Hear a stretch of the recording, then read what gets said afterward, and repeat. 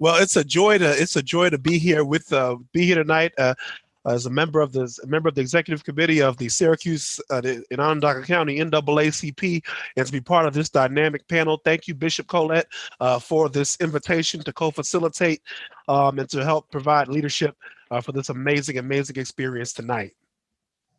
So the first question, Bishop, is it Actually, I'm going to let the panelists just introduce themselves. all right? So first, we have, I'm just going to go on my panel. So I see Vern Williams. I'm going to let him just unmute himself and just introduce yourself, Vern, and just tell us who you are and a little bit about what you do. Hello, everyone. I'm glad to be here. My name is Reverend Vernon Williams, Jr. I'm also the county legislator for the 16th district. I've been in the county legislature for about going on 2 years now. I'm a community advocate. I love the community. I love, representing my community and trying to do the best I can on the county level, for my community. Thank you. Next, we have Stefan Williams. Just unmute yourself and just give me a little bit about who you are and what you do. Sure. First of all, thank you for the opportunity. I'm Stefan Williams. I'm running for county legislator for District 4. And I do currently own a business, which is Infinity Designs. It's a graphic design company. And I'm looking forward to the advancement in our community. All right. Thank you, Stefan. All right, Jimmy Oliver. We want to just hear who you are. Tell us a little bit about yourself. Thank you so much for having me this evening. My name is Jimmy Oliver. I'm the Director of Community Engagement for the Syracuse Police Department, a lifelong city resident of the city of Syracuse, an advocate for the community, the youth, and uplifting our people, and especially those who need us the most. Thanks. All right. Thank you, Jimmy. Next, we have Clyde Anderson. Hi, Clyde. Just unmute yourself and tell us a little bit about yourself. Good evening, everyone. Thank you for allowing me to join this panel. My name is Clyde Anderson. I run CA Media. I also am a deacon at the King's Hill Room. I work in the community for OPWDD. So I'm glad to be able to be a guest and share my thoughts on the community. All right. And next we have George Lentz. George, would you unmute yourself and share a little about who you are? Good evening, everyone. As Bishop Colette mentioned, my name is George Lynch. Thank you guys for having me. And along with being the chair of the Young Adults Committee with the NAACP, I'm also a licensed real estate agent and just a servant in the community. And I'm happy to be here this evening. All right. So I want to welcome all of our panelists. We're excited and thank you for taking up your time for being here tonight. And so I'm going to turn it over now to our facilitator, co-facilitator, and he's going to start with our first questions. And again, this is really a dialogue. I know it's kind of hard on Zoom, but be relaxed and feel free to chime in. Reverend Jackson. All right. Thank you so much. So I guess the first question I'd like to ask is, what are the opportunities and barriers for people to experience economic growth in Syracuse County and Syracuse and Onondaga County? And how can organizations like the NAACP be a conduit to support entrepreneurship and non-entry level opportunities? So I'm going to start with Reverend Vern. Would you start us off with the answer to that question? You're muted. Yeah. Oh, I think the NAACP can play a vital role in entrepreneurship, and especially with young Black men and educating them, what it is to be, whether as a business owner, if you want to be an entrepreneur, whatever you want to do. I think that the biggest piece for me is the communication piece, communicating to young Black men and to people of color, that are interested in entrepreneur, that are interested in owning business, but don't know how to go about it, don't know how to do it, don't start, don't know who to call, don't know what they need. I think that the NAACP can play a vital role with helping get out that message. Okay. Stefan, what do you think? What opportunities and barriers for people to experience economic growth in Syracuse, and how can organizations like us help? Sure. I think that we need to make sure that our economy is an economy that works for all of us. I support fair and equal wages for our workers.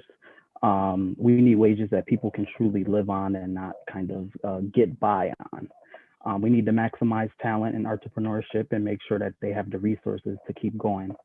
One of the big things that I feel that the NAACP can do is possibly partner with employers in the area to promote this initiative. You can also partner with local entrepreneurs to ensure that they know what economic resources are available at their disposal. All right. Thank you, Stefan. Sure. Jimmy, what do you think? I think that's a great question, and I think that we need to educate our folks on opportunities. I think we need to communicate what opportunities are out there, because a lot of folks in areas that a lot of folks don't read the newspaper. A lot of folks don't follow Facebook to that certain extent, and we have to be willing to take that information to the folks who need it. And I think, again, education is very important.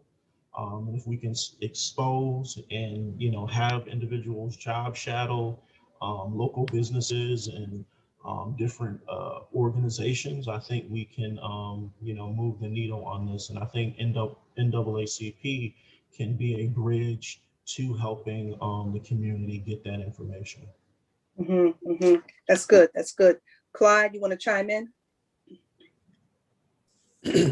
Yeah, I believe that some of the opportunities that the NAACP can help promote, by just promoting and just giving more awareness of the opportunities that we have, or just for instance, social media, person to person, email blasts. Those are ways that we can do that. The barriers could be people not knowing the information that's out there that's presented for them, that they can look and find that's available for them. Thank you for that. George, you want to chime in? Sure. I think first, the question is a great question, and everyone has shared great points. The only thing I would add to that is it's just a matter, I think, in my opinion, of meeting people where they are. We all know that there are issues there, but as the saying they always say, the person who needs to hear the message is never in the room. And I think in order to address that, it would be stepping out of, I would say, per se, comfort zones with the message that we have, and communicate that at the most simple level possible, but also going into environments that typically we aren't in, even something like this meeting and other meetings and things of that nature that I've been to and experienced. It's basically like a who you know type of thing, like you're in the room because you know somebody else in the room. And I think in order for that to change, we're going to have to potentially consider and cultivate ways of going into environments that people who really need to hear these conversations are in, or start to meet them where they are. May take more time, but I think that would be probably one of the best things that we can do if we can start to cultivate action plans around getting into spaces that typically we aren't in, to convey the messages that we have for the various opportunities. All right, this is good stuff. I think Reverend Jackson, you had a follow-up question. Yeah. So we talk, what I'm hearing a lot of so far in the conversations is talking about the need for education, talking about the need for creating awareness. And, as I think it was Brother Clyde, who said one of the barriers is not knowing. So what I'm curious about is, could you give us maybe just an appetizer of sorts? Some of the panelists give us an appetizer of sorts of the opportunities that are out there and the kind of education that's needed? Yeah, I would just say, me personally, again, I think, George hit the nail on the head, is meeting people where they are. And if you know individuals who have a background on business development and entrepreneurship, then you need to bring those individuals to the table, to those communities, so that they can begin to have those conversations. I'll have to say, my financial advisor, we had a conversation, Miss Vicky Brackens, a few months ago, just about business development, educating our communities on business development, being able to explain that to folks, and also talked about generational wealth. How do we create that in our communities of color? And you know, to me, I didn't have the answer to that. And I asked her, did she have individuals who were, you know, modeling that behavior, who were educating individuals on there? And she gave me a list of 5 names of individuals, and, you know, Robert Frederick Smith, John Rogers Jr., you know, Magic Johnson, LeBron James, to name a few. But the one that jumped out at me the most was John Rogers Jr., who I had never heard of. He is the CEO of Ariel Corporation, and he runs one of the best companies that target African American individuals. 98% of his employees are African American. He talks about telling our, you know, teaching our young people, our kids and, you know, teenagers about stocks, about mutual funds, about 401ks. He started a school called Ariel Prep School in Southside Chicago, where he's from. This is a school that targets kids 3rd through 8th grade in the heart of Chicago, and teaching these young kids about stocks. By the time these young people are in 4th grade, they're trading stocks and buying stocks on Wall Street. And he talks about that is a way for us to create a sustainable wealth for our people. And, you know. Okay, all right. So I'm hearing you talking about education. Let me just add one more follow-up, and then we're going to move on, because generational wealth. Reverend Vern, what do you think about that? How can we create generational wealth for our people? Don't forget your mute. Yeah, I think that how we create generational wealth for our people is through, you know, owning businesses, being entrepreneurs, and understanding the value of a dollar. Like, I'm just going to understand, appreciate the value of a dollar. I know I was having this conversation the other day with a couple of young brothers, and just talking about, you know, our needs and our wants, so how we spend our money, you know, what we deem as, you know, what we have to make us either popular or within the culture. You know, it adds up. And if you look at our other counterparts, they're not doing some of those things. You know, they're able to save values of money. They, from an early age, they understand the, you know, the value of a dollar. I think we, our young people, you know, disservice because we're not teaching them the actual value of a dollar. You don't need the best car. You don't need the greatest clothes all the time. You know, that's how you save. You know, we'll spend easily $1,500 on an outfit to go party, but yet we won't put it in a bank account. You know, so it's talking to them on that kind of level, not so much heads, but meeting them where they are and kind of talking to them. Hey, you can save $1,500 what you got on right now. You know, them, you know, importance of the value of a dollar. I think that helps to change the curve in generational wealth. And so that education, that meeting people where they are, that reaching out, that's good stuff. Reverend Jackson, I know you have another question. We're going to switch gears a little bit here.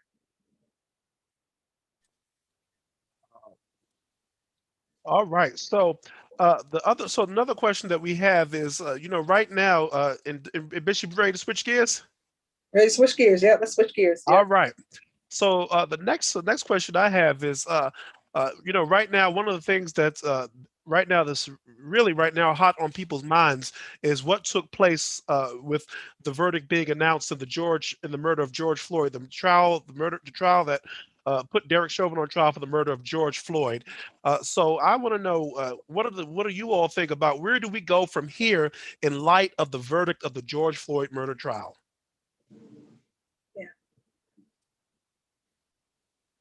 Brother Stefan, you want to jump in? See you shaking your head a little bit. Where do we go from here? Where do we go from here? So I think the murder trial, I think that it's just a start and a step towards justice. I do see that we have our AG, Merrick Garland, opening a federal investigation on Minnesota's policing standards, which is also a start. But what about the rest of the US and, you know, the other states that have these same exact issues? Why does something have to happen in order for us to open these investigations? Why does a life have to be lost? We need more accountability, period. We need a system where our communities can build trust with the police. It's going to take a lot of work, but I'm sure that we can do it. And unfortunately, Black men are 3 times the rate of white men to be fatally shot by the police. So that's a very sad, sad number that we live by. Clyde, what was your feeling when you heard the verdict? You're muted. When I heard the verdict, I feel that it shouldn't take someone recording something for us to be held accountable. That's for any race, sex, gender. I'm more informed. I'm more in a way of like, I believe that the police needs to be reformed, and I also believe that like we all should look at all the evidence before we like make judgment of anything. Even though in this case, everything was televised. We saw this guy knee down for 9/22, and no one couldn't stop him. Like, and it's cringing, it's upsetting, but again, it shouldn't take something to be recorded for people to be held accountable for their actions. I'm still learning of everything of his sentencing. He may just get like 12 years and be free, and that's cringing, but that's the way that the Minnesota state laws are for right now. We hope he spends the rest of his life locked up, but at the end of the day, we should all be held accountable for our actions. Reverend Vern, where do we go from here? Where do we go from here? I think that, we have a lot of work ahead of us. I truly do. I think that, we've, I was having a conversation. It's hard to call it justice, say, hey, we finally have justice. I think the jury got it right. We'll see the sentencing verdict. But I said, we have a long ways to go with policing in our community. The color of my skin cannot be a threat to any officer, regardless of color. And so how do we change that narrative? And, in talking to folks, it's not going to be an overnight process. It took years to get us here. It's going to take years to get us out of this, unfortunately. But we have to have real dialogue and real conversation between the community and police. Like, we have to take it from a brass level and from a political level to a community level. We have to think, I'm just being honest. And I told somebody, I said, we can pass all the laws we want on the book. Doesn't mean things are going to change. Doesn't mean we're going to have the justice that we're looking for. I think that community involvement is a key piece. And how do we change the narrative between the community and the police, and how the police our communities? And I think that discussion has to happen. We've danced around it. We know it needs to happen. But, I'm thankful that my brother Jimmy is in that position to start making dialogue and some changes. I know, totally 100% support him in that role. But I think that tough conversations ahead, right? For both sides. Needed conversations that may be uncomfortable for some folks, but it has to happen. If we're talking about change, that's the true change is on the ground level, on the community. That's where the change has to happen. Brother Jimmy, this is your arena, and you and I, we've had a few conversations about some things that the NAACP wants to partner with your office with. Where do we go from here, Brother Jimmy? What do we do? Where do we go? We got to create spaces for both entities, the community and the police, to be in situations where it's not hostile. We got to be able to have, the event that we're planning, right? We want to have a career fair where we bring a variety of different law enforcements in one space and begin to have conversations over a hot dog, or over dunking the officer in a dunk tank, or at a family barbecue, or at a basketball league or a soccer league. Those type of events, you're able to have conversations with individuals where it's not, a lot of animosity in the air. Everyone's there for a reason, to engage, to be respectful.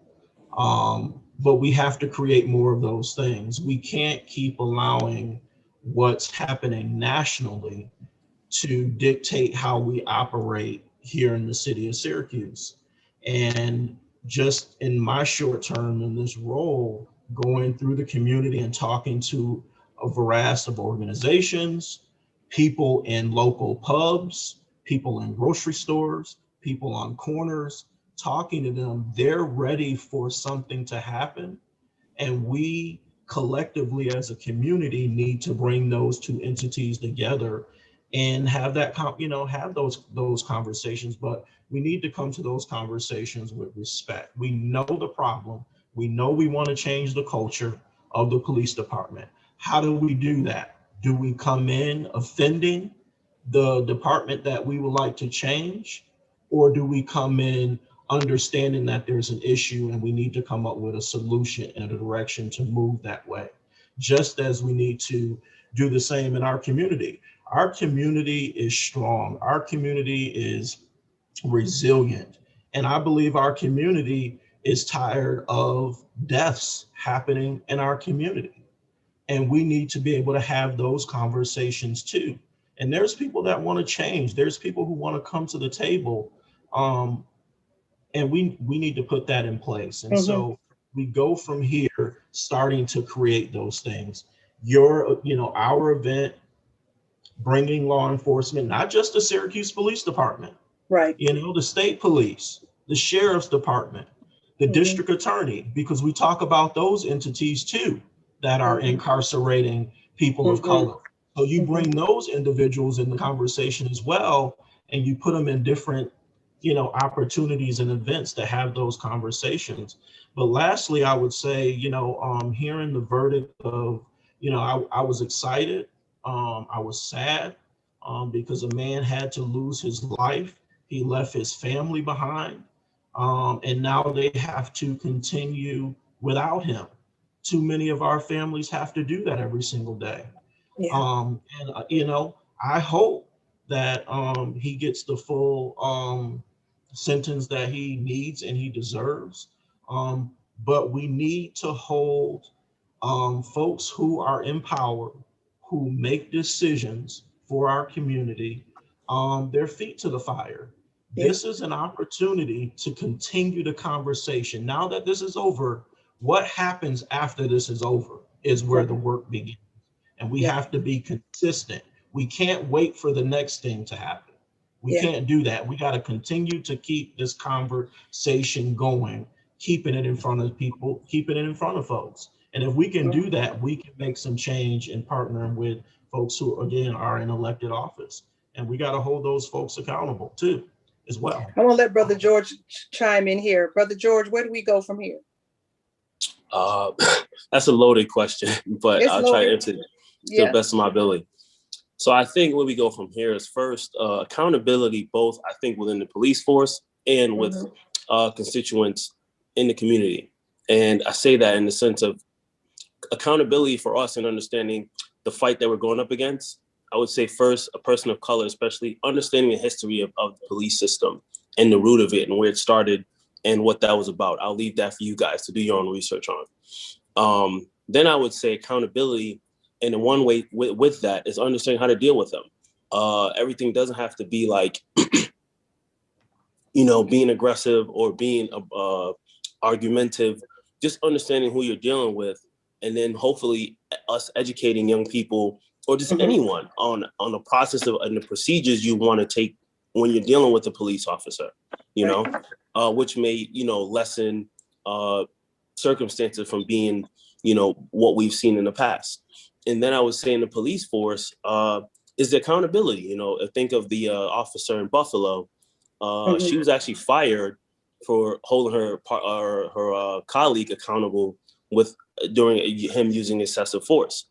So I think the key there is just the accountability, both from the constituents and the community and also the police force.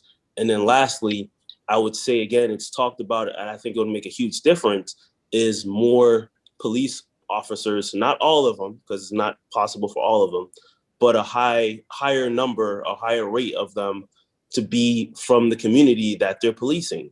Because if you walk past me every morning or you see me every night, or my son go to the same school you go to, whatever it is, that we are building actual communities, and you see me every day, now you're going to have a rapport with me. So if you see me, you're not going to just automatically look at me as a threat. Right. Or you can probably stop me before I go down that road. Mhm. Or even, you're going to have to think like, dang, like that's my neighbor. Like, I'm not going to think to shoot my neighbor first. Right. Right. So I think those are just some of the very simple things that we can start to try to put some force behind to address the issue. And then just understand, we're going up against a hell of a machine with the police force, and we just have to understand how to deal with them. I think that's the biggest thing. I've had run-ins with cops before, and it's just about how you carry yourself and how you speak to them, Yeah. Not all the Well, I time, think it's not gonna all be- the time. Yeah. But I think it's going to be a lot of conversation about how we can actually engage more with the police in the future. I know that's a part of some of the talks and the plans, but that talk, I think it needs to be more of a community talk about how we can Correct. engage better with the police. Right. Right. All right. I'm gonna switch gears, and I'm gonna kick it back to Reverend Jackson in a minute, but I want to switch gears. I want to talk about how can we get our young people engaged more in the political process. I think we can all agree that it's important. It's important to be engaged. It's important to vote.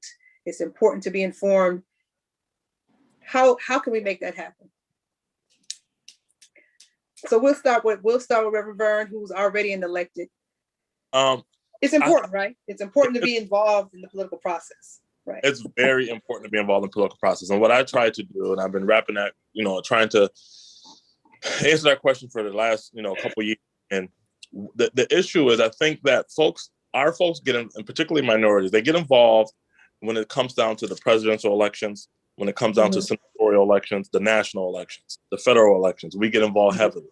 But the problem is, locally, we don't get so much involved. So how do we tailor the message to understanding that, local politics is more important than national politics? Your local politics is what affects your everyday life. A national, the United States can, Congress can pass a law that affects the whole entire United States, but Onondaga County can pass a law that affects just Onondaga County, right? And no one can stop that. So it's how do we get them just, engaged as if, we're running for a presidency. So, what I try to do is educate people.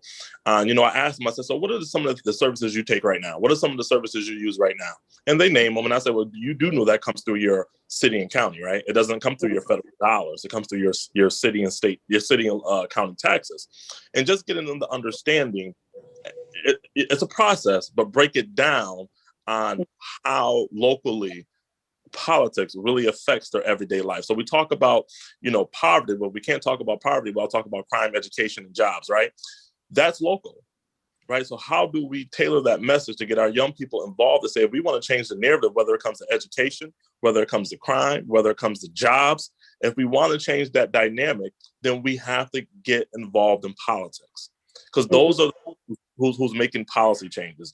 That's the body who's making legislative changes. Those are the bodies who's making it, throwing up barriers that make it more difficult for folks that look like me to get certain things that they need.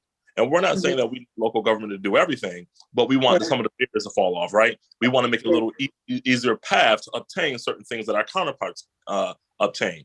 So it's very, very important to get our community to understand local politics. And then one more thing, because here's how, and I try to break it down, here's how funding works, and I'm just going to be transparent and honest.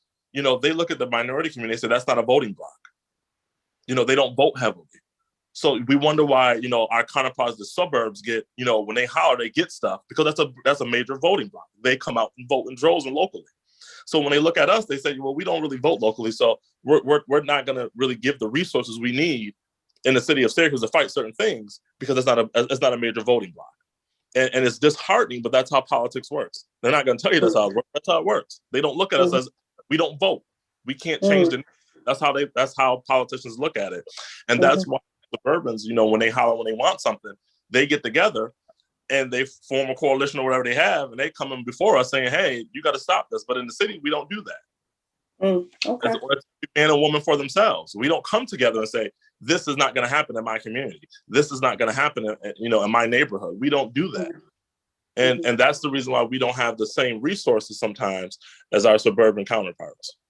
Okay, all right, Brother Stefan, you got involved in the process. How can we get underserved populations more involved in the process? Yeah, so one of the big things to me, I think education is key to increase participation.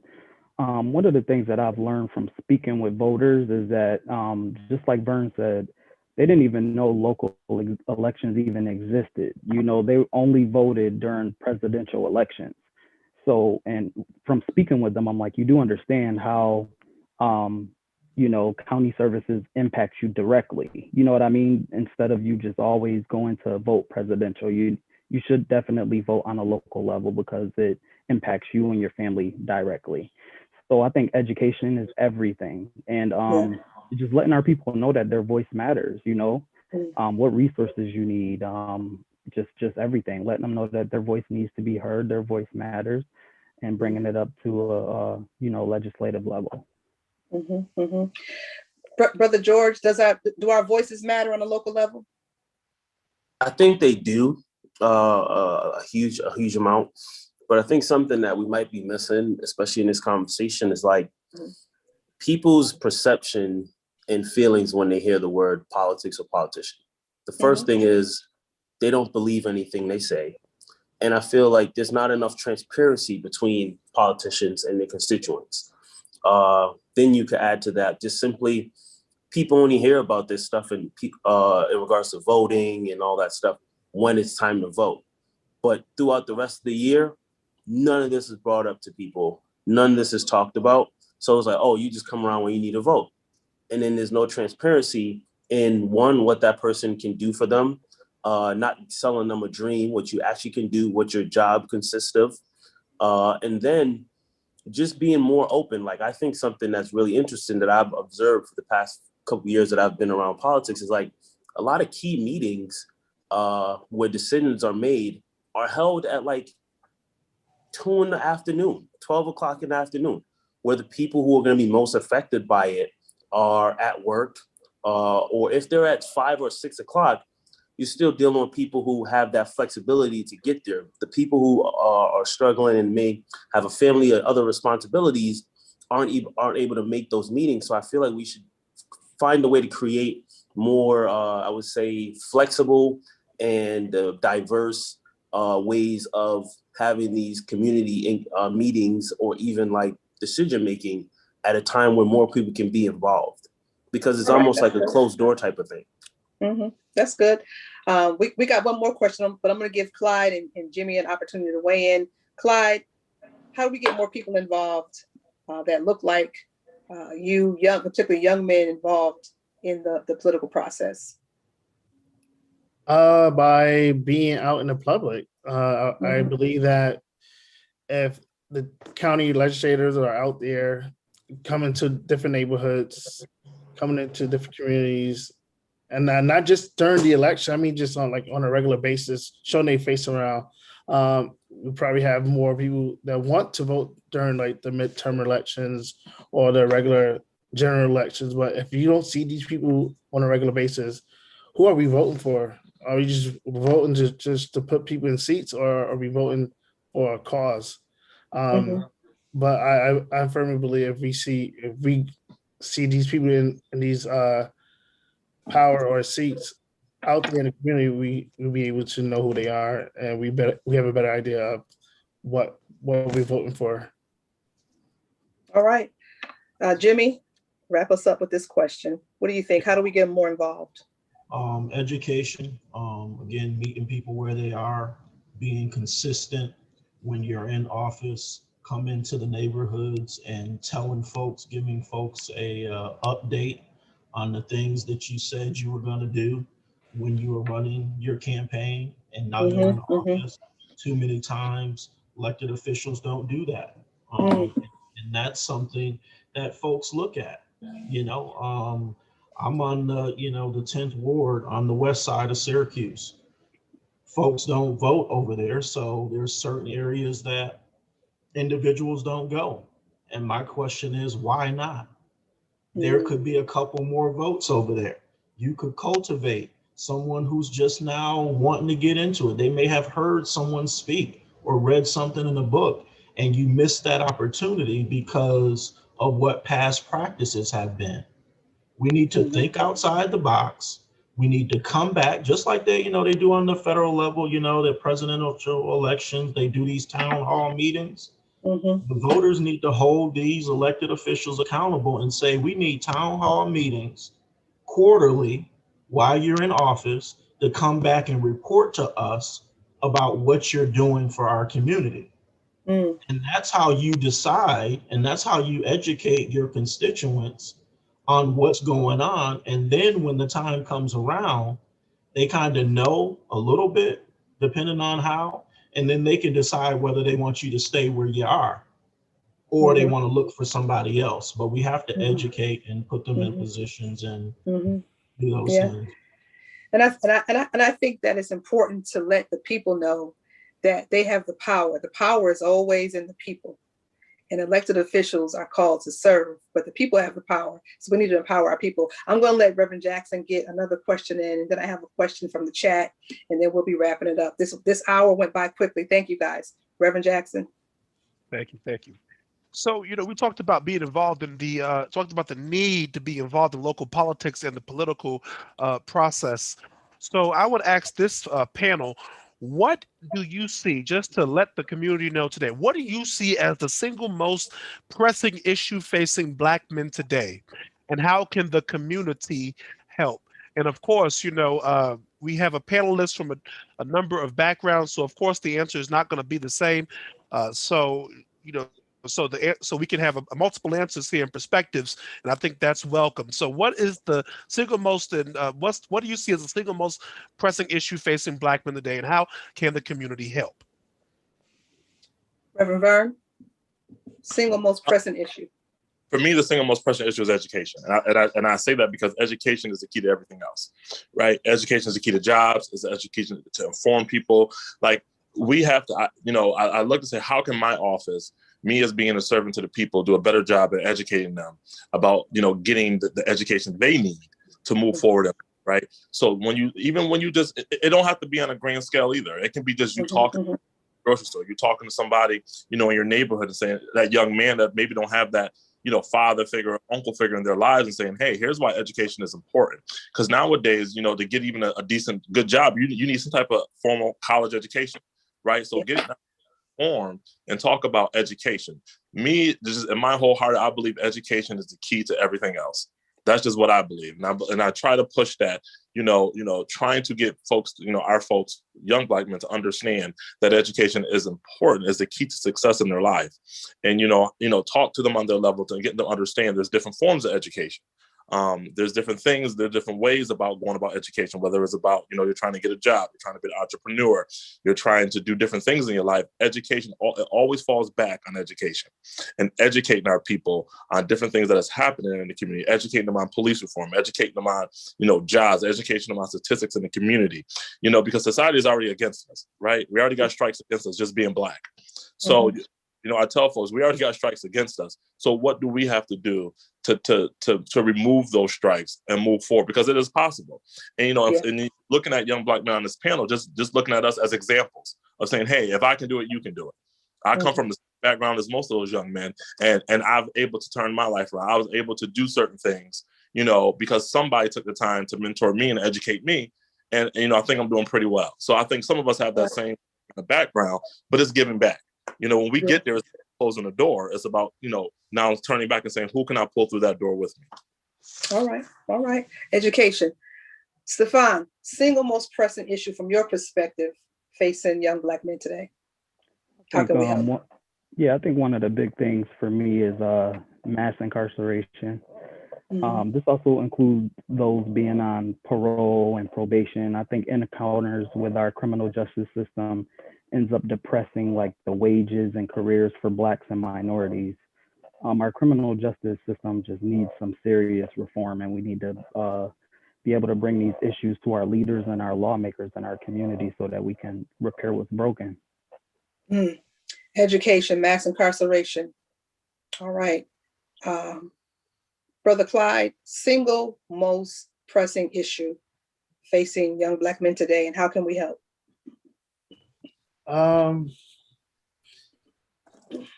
My personal opinion is opportunity. Like, you can have all the education in the world. You can have all the education in the world, like I was saying, and not given that opportunity, even if you have the experience.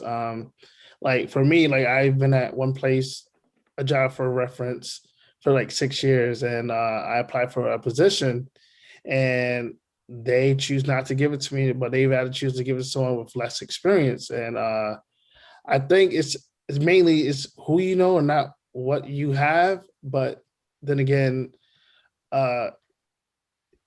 that's cringing for me, because it's like, all right, so I've done this for you and I have this experience, but I'm not qualified to take on this position. Why is that? So I think moreover, just people in general just getting opportunities and being connected with people that know them, that know that they will have a chance to take an opportunity and just run with it if they given a chance to. So I believe, like I said, just giving opportunities and see what they can do with it. But Okay. So we got education, mass incarceration, opportunity. Brother George, single most pressing issue facing Black men. How can we help? Oh man, that's another loaded question, man. Well, it's a loaded one, but just, wow. From your perspective. But I would say education, like everything everyone's saying, are all great points. But for me, I think it gets down to just simply like knowledge of self, because you can get all these external education and you can go through this platform and that, but if you don't know yourself, then I don't think you can really learn how to navigate the exterior world. So I think that's something that is very, very like undervalued. And I know that's kind of deep, but I think that would be the root to a lot of our issues, is knowing ourselves more, understanding and getting in tune with ourselves, then being able to go out and figure out and identify opportunities. I think those are the things that we want to work on: knowledge of ourselves as a man, and understanding that it's okay to not always have all the answers. And masculinity doesn't mean always strong and big. That's not masculinity. But I would say the biggest issue that we face is just knowledge of ourselves as men here on earth. Knowledge of self, loving oneself. All right. Brother Jimmy, single most pressing issue, in your opinion, how can we help? Exposure, experience, mentorship, consistent folks being around, cultivating our young men. Folks are not just going to come around one time, but they're going to be consistent. They're going to coach you up. They're going to give you their experiences of what they went through as wisdom to help you get to where you want to be. And if we can help our young African-American men learn to build relationships, lasting relationships, we can really make an impact. But those are the things that I think we need mentors. We need folks coaching us constantly, giving us different perspectives, changing our mindsets. And you only get those things by being exposed to different people, opportunities, traveling. People you may not look like you could give you some exposure. And I think that's that's what we need to do. We need to open that up, and we need to be able to share the information that we have, not keep it for ourselves. Because I think a lot of people do that because it gives them power, right? But if we're able to share that information, that empowers them to want to go do something else. But if I don't see that when I walk out of my house, or anybody who's with me or in my neighborhood, how can I look and aspire to be that? And that's what we need to do in our neighborhoods, in our communities. And that's why police need to live in our communities. That's why teachers need to live in our communities. That's why doctors need to live in our communities, because what statistics say is that, if a kid gets up every morning and sees someone going to work, they're going to want to go to work. It changes high school dropout rates by seeing folks get up for work. And a lot of our communities, especially those that need us the most, don't see that. And we need to invest in that, in our young people. And if we can do that, we'll change a lot of things that are happening in our community. But nobody wants to live on Crowley Street. No one wants to live on Fernwood. No one wants to live on Gifford. And our young people are suffering. Yeah. What they're seeing is what they want to be. And until we're willing to show them something else, we're going to keep having the same issue. Well, this has been just a super rich conversation. There's one more piece. I want to just add one more question. We started a few minutes late, and someone put it in the chat, and I think it's so it's a pivotal question. It's something that's so pressing, and it's mental health, and mental health for our young people, particularly young African American men, facing a racial justice crisis or looking out and seeing the things that you all talked about, mass incarceration, not seeing opportunities, maybe not having that mentor that they need right now, trying to get their education, and that whole mental health piece that is so big right now in our communities. Let's end with that question, and then I'm gonna let Reverend Jackson have the last word. Reverend Vern, mental health for Black men, what can we do? What do you think? It's a lot. What we need to do. I know the county has passed something to with in the schools, which is a great start. But I think that we need to get it in our centers. I think that mental health for especially young Black men is overlooked. We don't look at it as a mental health issue. Seeing your friend shot, your friend killed is not the norm. Seeing a young kid die is not norm. We normalize it, but that's not the norm. But that's what our young Black men go through. That's what they see every day.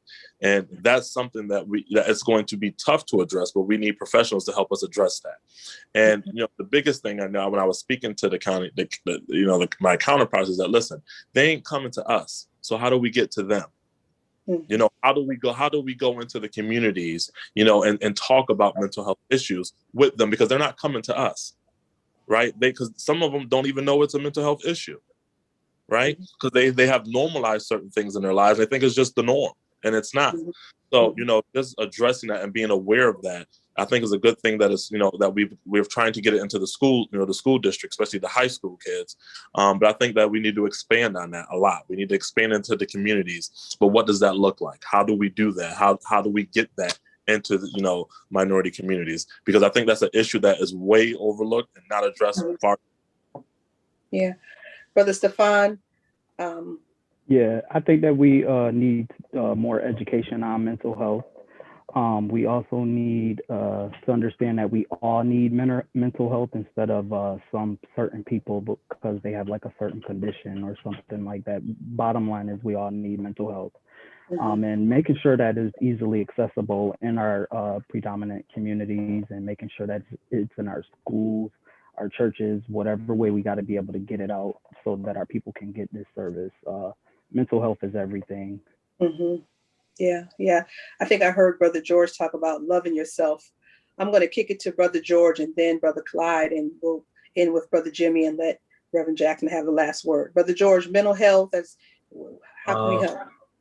Again, like what you just said, it kind of touches on it, but I think something else that's really important is identifying, like Vernon was just saying, the whole concept of trauma. Trauma is very real. And I feel like we sometimes look at that stuff and we undermine it, and you can't heal what you don't reveal. So I think identifying that trauma is real, and then also seeing a psychiatrist. I think that should be kind of normalized. I think the cost of that should be down. It's very expensive to see a psychiatrist. And then also many people from these demographics don't have the insurance to cover that, So those are the conversations that I think need to be had. And I grew up with a mom who suffered with depression and stuff like that. And people just get written off as, oh, he's crazy, or she's crazy. Oh, it's no, this person's really dealing with real inner issues that have never been addressed. And that can then domino effect and lead to the bigger issues that we see, like someone, acting inappropriately in public. Not everyone has the wits to say, okay, there has to be a reason for this, and not just seeing the actual action, but seeing and understanding that there's something else and more behind it. So I think it would just be identifying trauma more, what would be a great thing and a great way to start to make traction towards addressing the whole mental health conversation. Mm-hmm. Brother Clyde, what do you think? Unmute yourself. You're muted. Okay. Yeah. Hi, I'm sorry. Okay. Mental health is very important. I believe everyone should at least have a mental health day, mental health week. And I know some people that really struggle with mental health. I deal with people on a regular basis that has MH, and how they deal with it is it's very consuming. But at the end of the day, we're there. Well, in my position, I'm there to help them navigate their daily life with MH. But on a personal level, I think mental health should be accessible for everybody, not just for certain people that has MH. So in the community, there should be more places where people can just up and just walk in and just I need help. How can you help me? What is XYZ that I need to do to get this help? People shouldn't be looked at as crazy or because they have MH. That's insane. It's people going there because they need his help to help them navigate whatever they're going through. I'm in the firm belief that if mental health is in the public more, people will be able to accept it more, I would say. But since most of the time people want to keep it enclosed, it's more of an issue because it's not brought out. There's a stigma and a shame. Correct. To mental health. Yeah. Jimmy? It's very important. Everyone needs a psychiatrist. Everyone needs someone to talk to. A therapist. Because it needs to happen. You need to release what you have in you. And I think if we're able to talk about, those things that bother us, it helps us get through, and especially if folks can give us some pointers on how to move forward. Because I tell you, I got through, when I was in college struggling. I had a counselor I saw Monday, Wednesday, Friday. And I tell you, I looked forward to going to talk about things that happened when I was younger, my mom passing away, those things that I wasn't able, that I still haven't gotten over. But having someone that I can talk to and, and share, and they're just listening to you, and they give you some pointers on how to continue to keep moving. And that's what I think our young people need. I think that's what our teens need. I think that's what our adults need. We need to be able to have people who we trust, that we can confide in. And if we do, I think it'll be okay. But yeah, we definitely need a psychiatrist. Everyone. Yeah. Thank you so much, Brother Jimmy. Reverend Vern, thank you. Brother George, thank you. Brother Clyde, thank you. Brother Stefan, thank you. Brother Jimmy, thank you all so very much. This was very powerful. Your words did not fall on deaf ears, but we're looking for solutions, right? We need solutions to the problems, and we have to go to the source. And so often young adults, I know that some of you are a little bit older, but you're still young. You're young adults, trust me, compared to folks like myself. Y'all are young adults, and we need to hear from you. And these young people out here need to hear from you, and they need to see you. We want to cultivate those kinds of relationships because the NAACP is open to fostering and nurturing those relationships with our young people.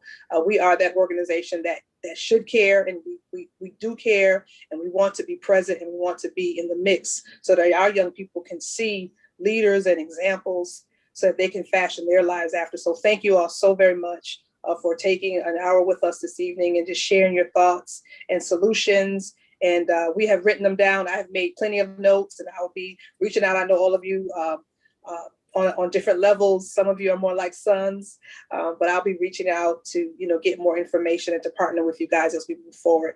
So I'm going to let Reverend Jackson give us the last word. and send us out. All right. Bishop, thank you so much for your leadership by putting this panel together tonight. And thank you to all of our panelists for all of the amazing insights that have been shared tonight. And I guess for a final word this evening, what stuck out to me during the conversation about police accountability was when one of the panelists said, just being able to police and community being able to have hot dogs together and have conversations.